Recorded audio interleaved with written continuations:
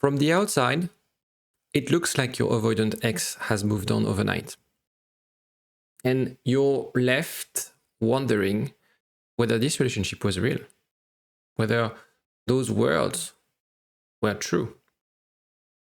I used to be dismissive avoidant. And I can tell you, the way we process breakups is fundamentally different than the way you would process a breakup if you were secure or anxious. And the thing is, it's not about moving on. What we do is that we move away from our feelings. We bury them.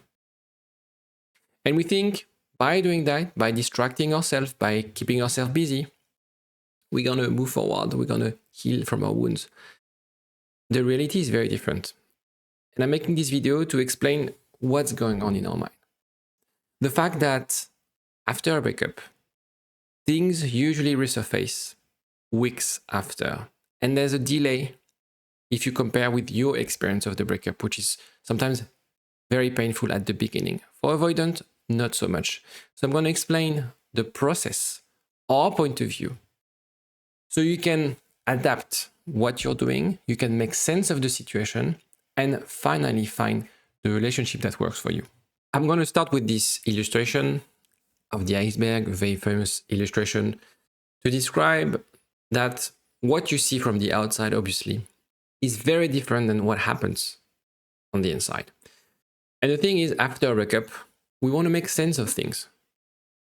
The last conversations, sometimes you replay it in your mind, you ruminate on things that you've done.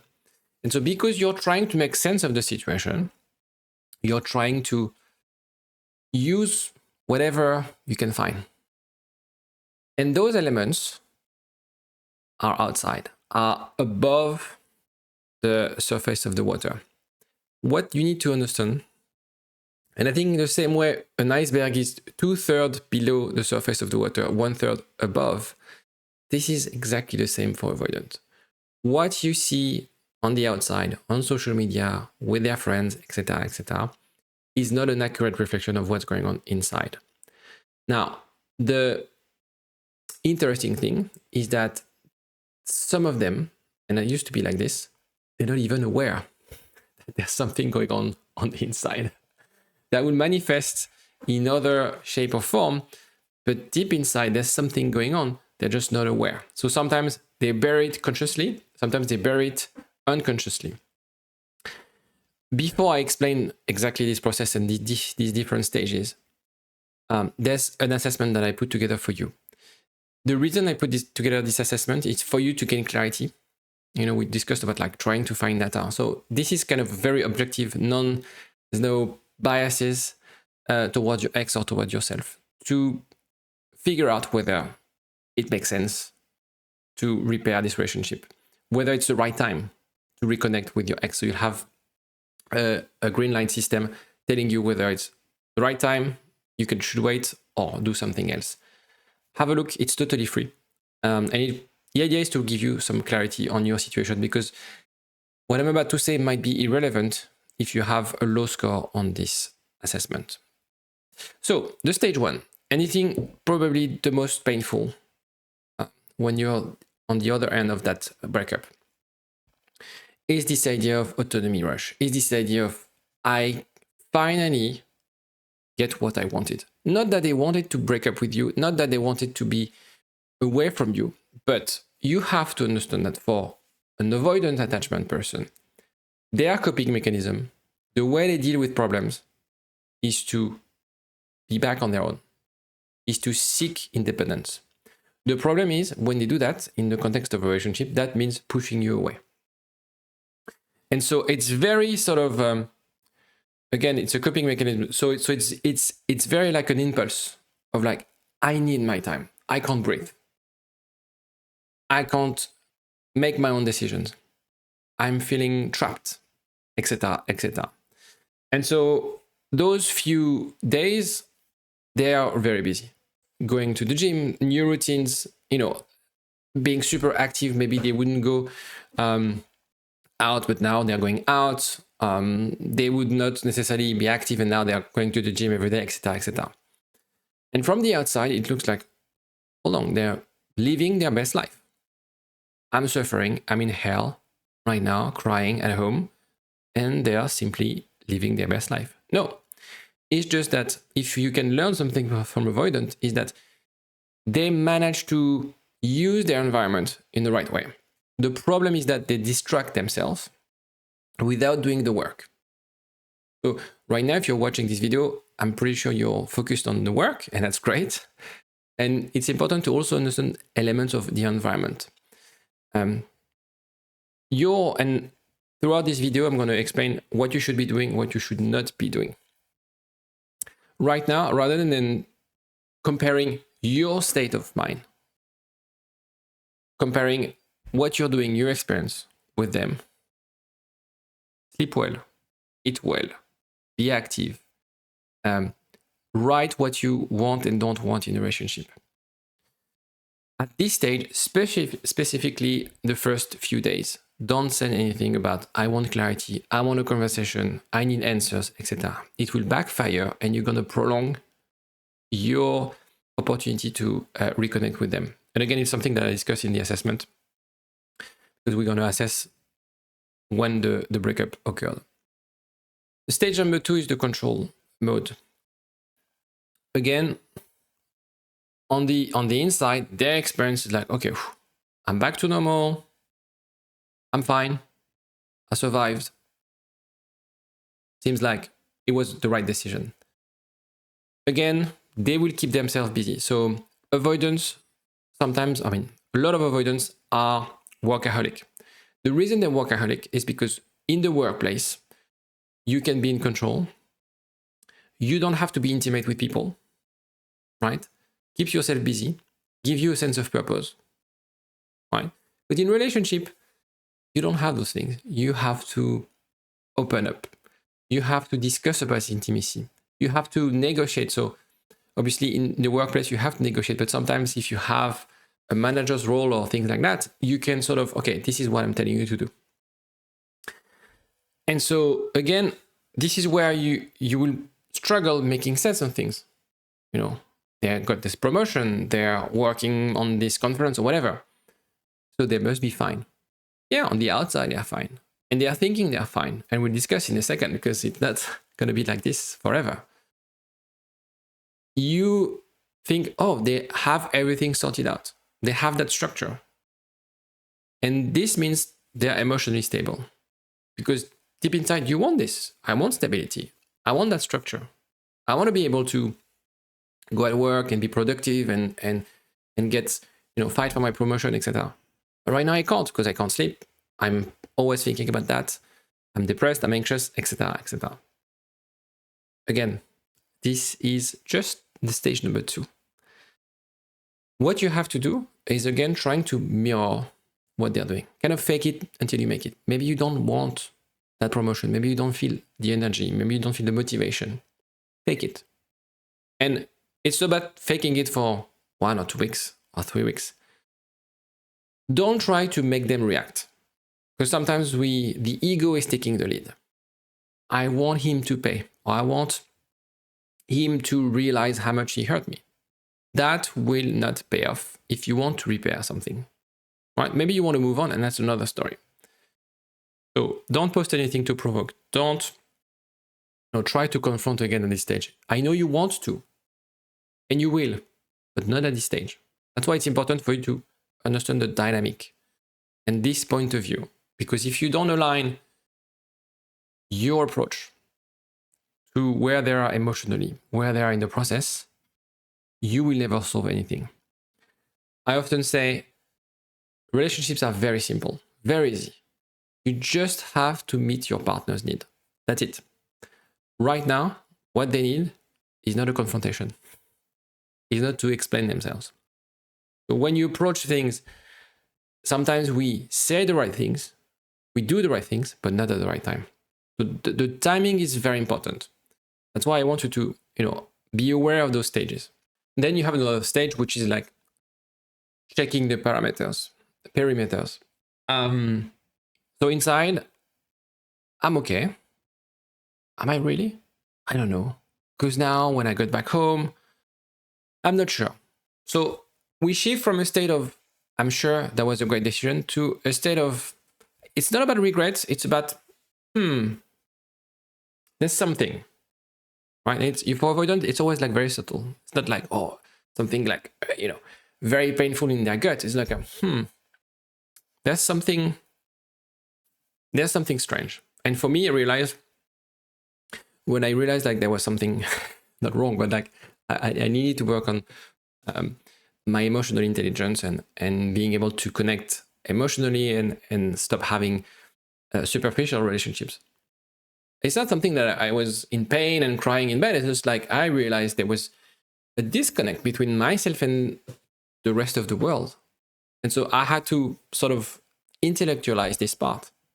So it's not very emotional. It's something very rational and that you have to think about through.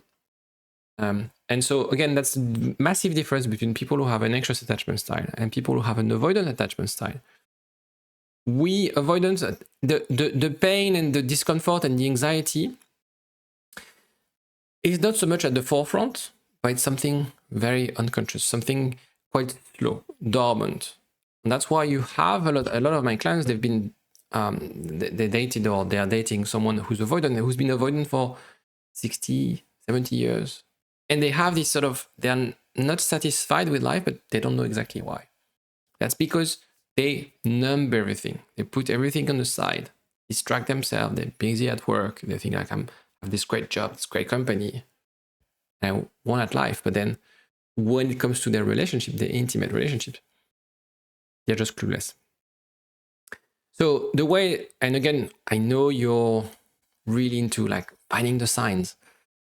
That would be around lurking, views on stories, mutual friends, ask mutual friends. Again, the mistake is to, okay, whoa, they're asking my best friend, how am I doing? They must be already missing me. That's the right time to connect. No, that doesn't mean they're ready. It just means they are just wondering because they're not sure. Your job is to bring them on a journey and bring both of you on a journey to figure out from a place of ambiguity, lack of clarity, to some form of certainty, right? Right now, they don't know. And if you're the one leading the way, because they're avoidant, they will push back because this element of control will trigger them. Right now, low pressure, keep your life moving, busy, surround yourself with positive people, find your therapist or whoever you can talk to, etc., etc. Don't break no contact at this stage, right? It's not because there's a tiny signal that the door is open, okay? It's very important. Most people make that mistake at this stage. There's something, the door is open, I'm going to break no contact right away. And I have nothing against breaking the contact, by the way. I see every week people succeeding at reconnecting with an avoidant ex by breaking the contact, and they're not wasting their time in doing so. So if you feel the need to break the contact, it's fine. Don't feel guilty. Don't listen to the tips where, go no contact forever, and this is what you have, this is what they deserve, etc. That wouldn't give you any form of clarity. That's the problem with going no contact forever. Unless you just don't want to deal with them anymore. But if you're watching this video, I guess it's because there's a part of you who knows there's something. There's something we can work on together. Maybe that wouldn't work out. And I can't tell you, I can't predict. When I work with my clients, it's hard. I have kind of a gut feeling with experience. I can tell you whether you're wasting your time or not. But sometimes I'm very surprised because I feel it's going on track, perfect, doing everything perfectly. You have the right dynamic, and you see that the other person can't sustain that effort. He's not willing to adopt a growth mindset. They are stuck in their own ways of doing. And if that's the case, then you realize, well, that's not for me. Sometimes you struggle, you're in no contact for months and months, you feel like it's over. They've already moved on. And I had a case where a client contacted me and they've been 2 years apart. It's a bit of a crazy story. He got married in the meantime. He's divorced already, and now he's back in touch. And I think they're very close to getting back together. So again, it's really assessing things and finding when is the right time to connect. It's not so much about how to do it. Yes, the how to do it can be complex. And that's why I think it's helpful to have someone in your team, whether it's your best friend or a therapist or myself, anywhere. Because you're confused, you act out of your emotions, right? And sometimes you say or you do things you regret later because deep inside you want something that they're not prepared to give you at this stage. Stage number 4, this is where they'll start to feel triggered. This is where some triggering elements, things in the house, on their feed, on social media, that doesn't mean you should post constantly and try to make them react on social media. Social media, post as usual. Don't post more, don't post less. As usual, as if he or she, or as he's not in the picture. And so you have those spikes in terms of nostalgia, not being able to sleep at night, looking at their messages, etc. Exactly things that you've done, right after the breakup. So you see, we're already week 3 and 4. Now they're experiencing what you experienced a month ago. So that's why when you compare the iceberg, like, doesn't make sense. So if, for example, you just broke up with your avoidant partner and you feel confused, remember, in 1 month's time, they will feel the same way. Right now, again, that's not the right time to break no contact. Keep yourself busy, working on yourself. A view on social media, a like on Instagram is a like on Instagram. That's it. That's not a sign that they are completely healed, that they know what they want, etc., etc. A like on Instagram means they like that post on Instagram. That's it. Or they watch that story.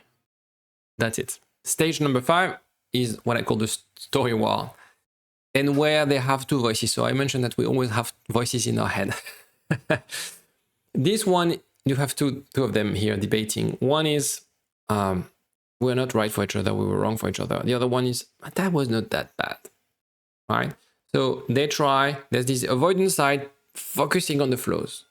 Yeah, but she was always doing like this. But her mom was always like this, right? And the other one, which is more around the secure person, thinking, yeah, but I enjoyed the relationship. I like what we had. I like those moments together, right?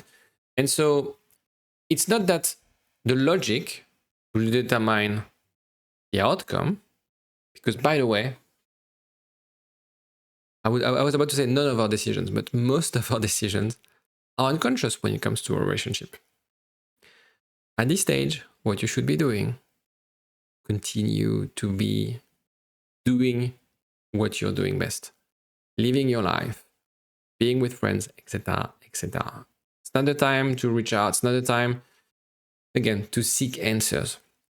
It's not the time to prove them wrong, right? But no, but you see what we had. You see the dates. How can you forget? And you told me this and you told me that.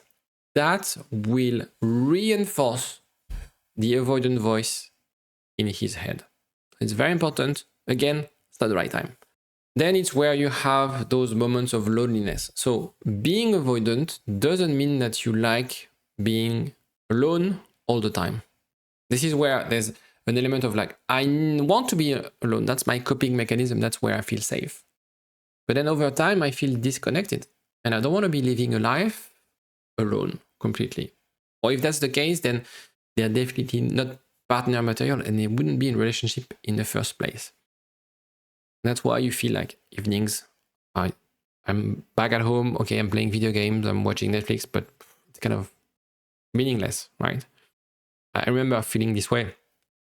Like at the beginning, I can do whatever I want. I can watch whatever I want. I can play FIFA, I can play video games. I'm talking about a time where I was 20 and I had time to play video games now. I don't have PlayStation anymore. And then you realize like, okay, I've played that game, I've done it, it's 9 p.m. I'm going back alone in my bed. That's not how I want to live for the rest of my life, right? Again, this fatigue, this emotional fatigue, that doesn't mean that they're ready for a relationship right away. It just means that they're not happy with how things are right now.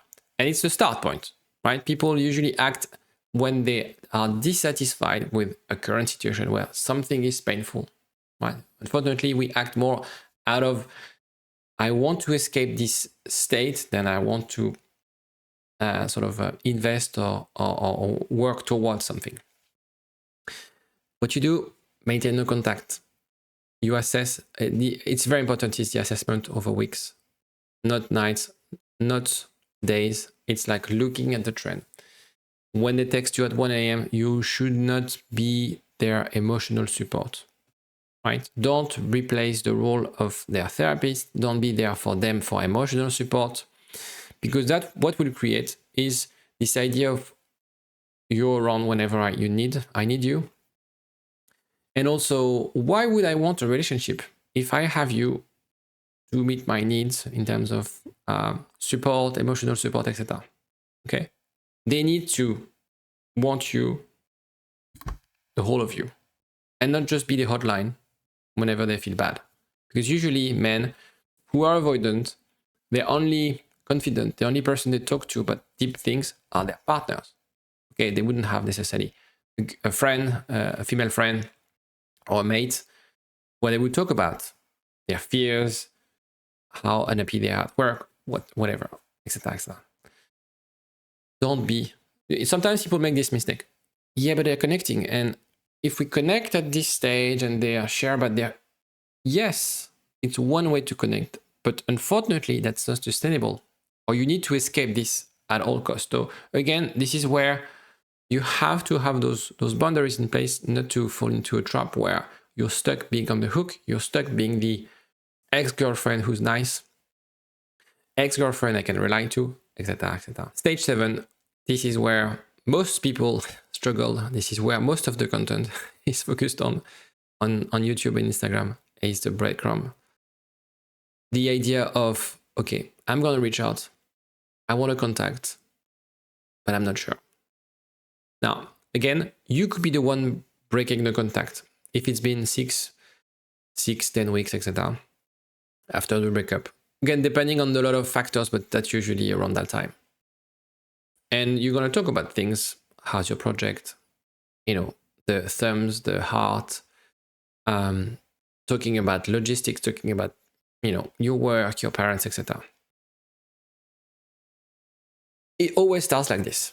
And it's always very frustrating because what you want is a clean reach. I like to talk. Can we set a time? So you need to aim for that type of conversation. It starts with what could be perceived as breadcrumb. It needs to be clean reach.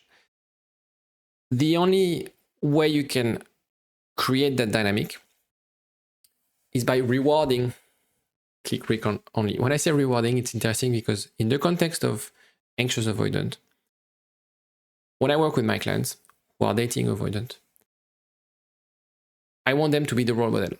So by developing a secure attachment style, and in a way, it's not treating them like kids, but kind of telling them, I like when you do this.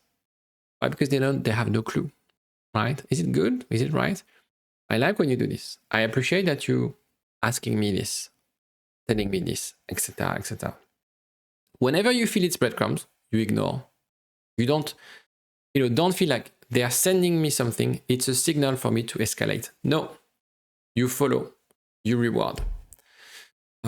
So it's important of don't escalate. Because if you escalate, what's going to happen is that they will be rewarded on the wrong things. Okay? So they're like puppies. Look at them as puppies. They don't know. You need to train them. And every time, how you train a puppy is that you give him a treat every time. So the treat is like nice words. It doesn't have to be overly emotional, doesn't have to be a big thing. But it's about like educating them in a way, being the role model in the adult in the room on what they need to do and what you expect. Because what you expect is not to get back with them. What you expect is to have a secure relationship with this person. And you're ready to invest and you want to invest. But are they willing to do it? How can they do it? Is also your role to showing them what you need and what would be or how this relationship would look like. Now, one thing, this idea, you shouldn't pull them, right? The desire to connect, the interest, the willingness to invest needs to come from them. As a relationship therapist, I'm not capable of making someone fall in love with you. Okay? And I don't think that's the right thing to do. Anyway. So where I help my clients, and we need to assess that, is whether that was a mutually loving relationship and if there are still feelings in the relationship.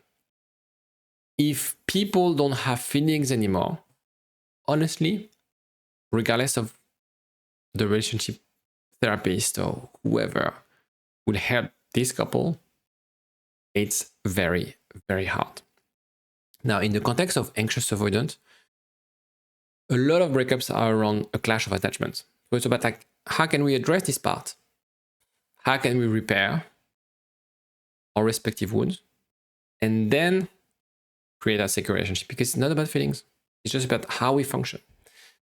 And so, as I said before, your role is to be the role model. And it's about influencing them, not pulling them. This is like you're the magnet, right? You let them come to you. Now, obviously, this process is not an exact science because when you work in the field of psychology, with human beings, with people who have hidden agendas, hidden fears, hidden insecurities, there's always an element of uncertainty. But they need to realize what they lost. And you need to understand how they will show up in the relationship and what they need to do.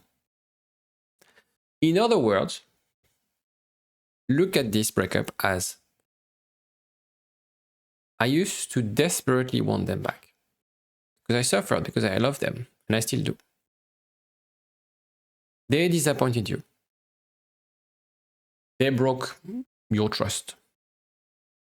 Now your job is to, okay, I'm willing to give a relationship a second chance, but right now, I wouldn't accept to be treated this way. I wouldn't accept to feel triggered because you're selfish, because you only think about you, because you don't want to connect, because you don't want to discuss about difficult conversation. So right now, it's over. But prove me wrong. Prove me you can give me what I want. And I know because I've worked myself, I don't have unrealistic needs, right? And I know the non-negotiables. I know the things I would never compromise on. And again, because I've worked on myself and I'm secure right now, I know it's not the moon to ask. And I deserve to have those needs met. Okay, this is what you have to work towards. It's not about them. It's not on their terms. It's back to your terms.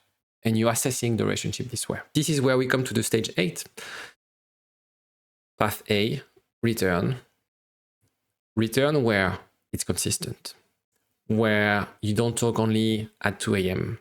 or going out, having drinks. Right? It's when you do things together. When you have a talk. When you take your time. When you see a clear willingness to repair. When should you walk away? When you have inconsistency. When they avoid difficult conversations. When they don't commit. The point of getting the consistency is, and that's why it's confusing,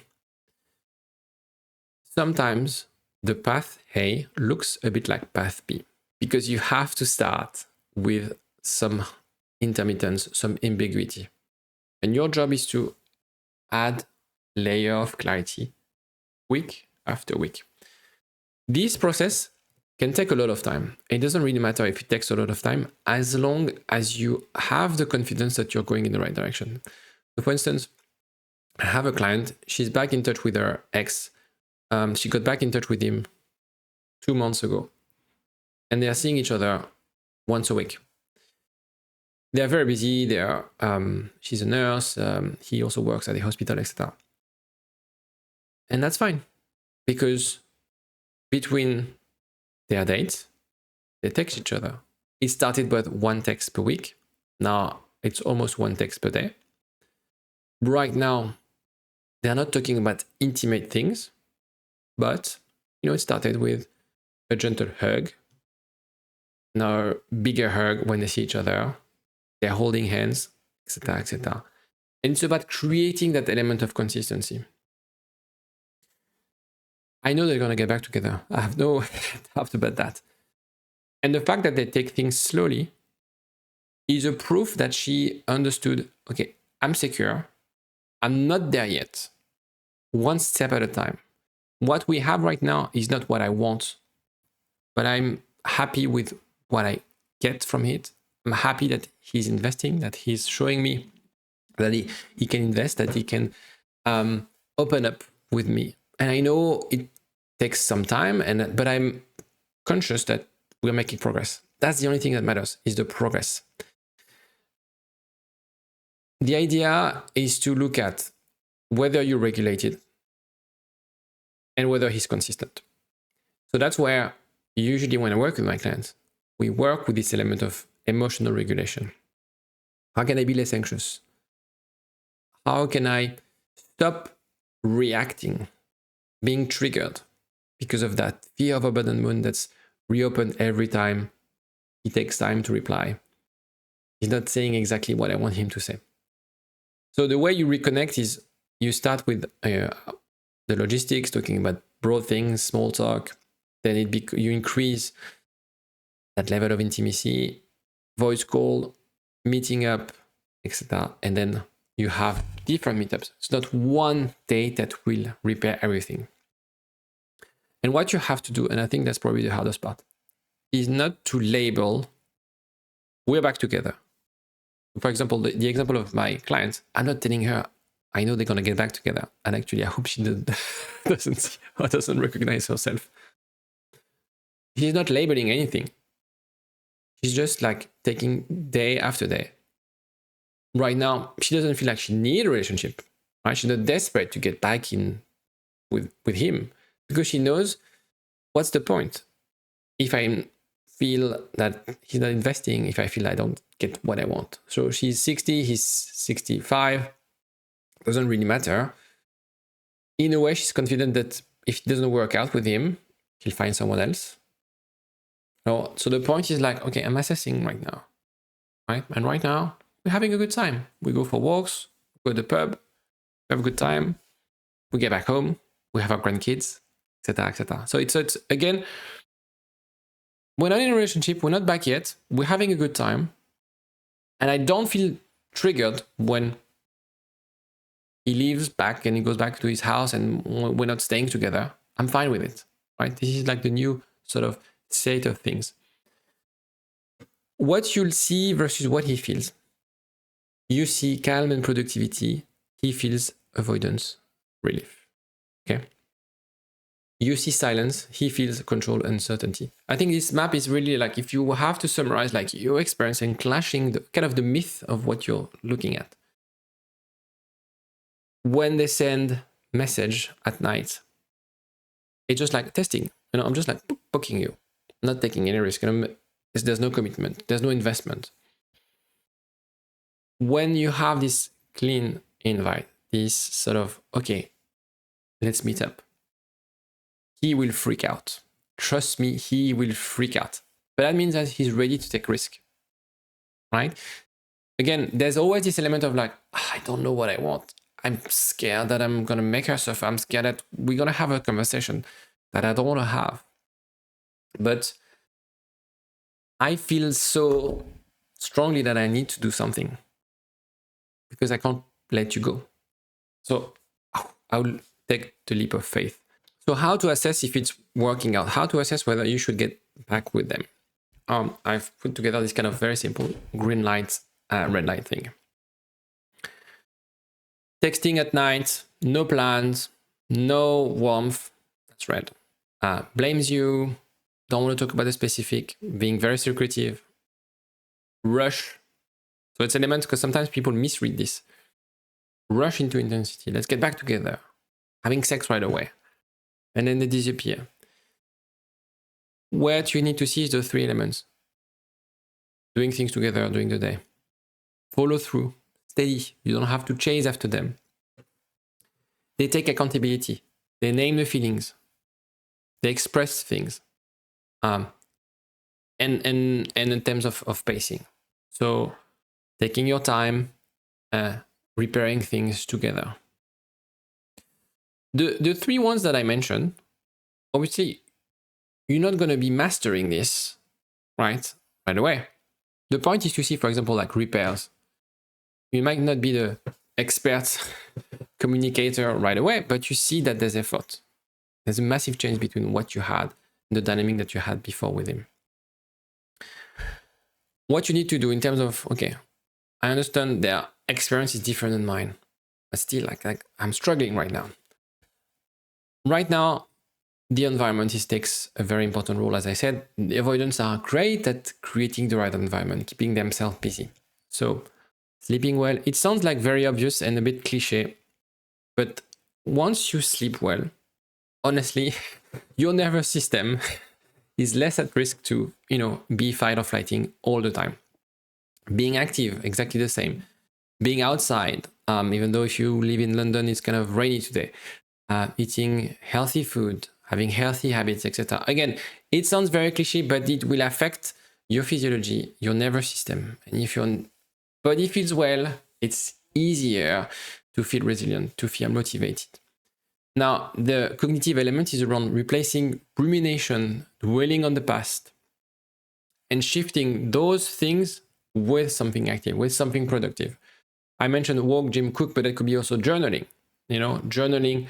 And the way I work with my clients is like structured journaling around like, okay, what can I learn from this? Okay, rather than like keeping thoughts to myself and ruminating on things and creating anxiety this way. Okay, what am I seeing? What can I learn from it? Maybe it's a journaling once a week, once a day. Find what works for you. What I like to do is also track your mood, track your sleep, track everything. I have like, for example, a Whoop. I love to track things. And what I work with my clients is kind of measuring things. So every week you would measure if you feel calm. You would measure if you see patterns. You would measure if you're connected with your own values. So at the beginning, when you start the process, you're confused, and you don't know where to start. And so my job is to feeding people with ideas, with frameworks where they can start doing the work, being more calmer, being more aware of the patterns, and finally getting clarity about whether this relationship is right for them. This is the tracker of the client I was referring to. So obviously, when she started, like, whoa, I don't know, I'm feel triggered. And you see, some week we would make progress and then go back, and that's normal, because sometimes we feel differently. It's like when we go to bed, sometimes we sleep very well, and one day we can't sleep. We don't know why. So again, it's looking at the trend, not one point in the week, not one point only. It's like looking at where are we going over time. That's my tip if you want to make sense of this situation. If you have any question, let me know. If you found this video helpful, don't forget to click like and subscribe. That does help me a lot at pushing my work broadly. Take care of yourself. I see you next time. Bye.